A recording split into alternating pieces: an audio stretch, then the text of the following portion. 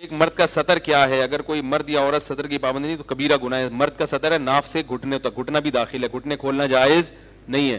اور عورت کا سطر, اس میں دو چیزیں ہیں, ایک تو عورت کا عورت سے پردہ, وہ تو وہی جو مرد کا پردہ ہے, ناف سے گھٹنے اور کمر بھی داخل ہے اس میں. اور عورت کا جو مرد سے پردہ ہے اس میں سطر میں چہرے اور ہتھیلیوں کے علاوہ پوری باڈی شامل ہے. عورت کسی بھی صورت میں غیر مرد کے سامنے چہرے, سر کے بال, میں نے پہلے کیا کہا تھا, چہرہ یعنی چہرہ اور ہتھیلی کے علاوہ پوری باڈی عورت کی کس میں داخل ہے؟ سطر میں, غیر مرد کے سامنے. اور بعض نے پاؤں کو بھی مستثنا کیا ہے, پاؤں کو بھی خارج کیا ہے, لیکن حدیث میں بہرحال پاؤں ڈھانپنے کا حکم ہے. تو چہرے اور ہتھیلیوں کے علاوہ عورت کے پورا جسم غیر مرد سے کیا ہے؟ سطر میں.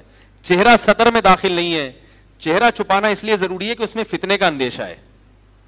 بات آ رہی ہے سمجھ میں؟ تو جب فتنے کا اندیشہ نہیں ہوتا تو وہاں چھپانا, جیسے بوڑھی عورتوں کو اندیشہ نہیں ہوتا تو ان کے لیے ضروری نہیں ہے. تو اسی وجہ سے میں جہاں بھی دنیا میں گیا ہوں نا, جو وہاں عورتیں, ملیشیا میں آپ دیکھو کسی عورت کا سر کھلا ہوا نظر نہیں آئے گا آپ کو. ترکی میں بھی ہم نے جو پردے دار عورتیں ہیں وہ سر ڈھانپ کے رکھتی ہیں چاہے چہرہ بھلے کھلا رہے ان کا. ہمارے ہاں الٹا حساب ہے, ہمارے ہاں خواتین کا چہرہ چھپا ہوا ہوگا اور سر کے بال نظر آ رہے ہوں گے. تو حالانکہ سر کے بالوں کا پردہ وہ چہرے سے زیادہ, بولو نا بھائی, ضروری ہے. چہرہ بھی چھپائیں کیونکہ چہرہ سطر میں داخل نہیں ہے. حجاب ایک الگ چیز ہے, سطر ایک الگ چیز ہے. سمجھ میں آ رہی ہے بات؟ تو چہرہ جوان عورت پہ چھپانا اس لیے فرض ہے کہ اس میں فتنے کا اندیشہ ہے, لیکن وہ سطر میں داخل نہیں ہے, جبکہ سر کے بال میں فتنہ ہو یا نہ ہو بہرحال چھپانا ضروری ہے.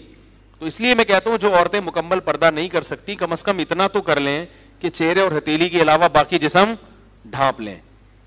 یہ ایک آخری درجہ ہے, یہ ایک آپشن ہے کہ چلو پورا نہیں ہو رہا تو اتنا تو کریں نا, کیونکہ یہ زیادہ بڑا گناہ ہے سر کے بال کسی غیر مرد کے سامنے کھولنا. تو اچھا ہوا یہ مسئلہ آ گیا.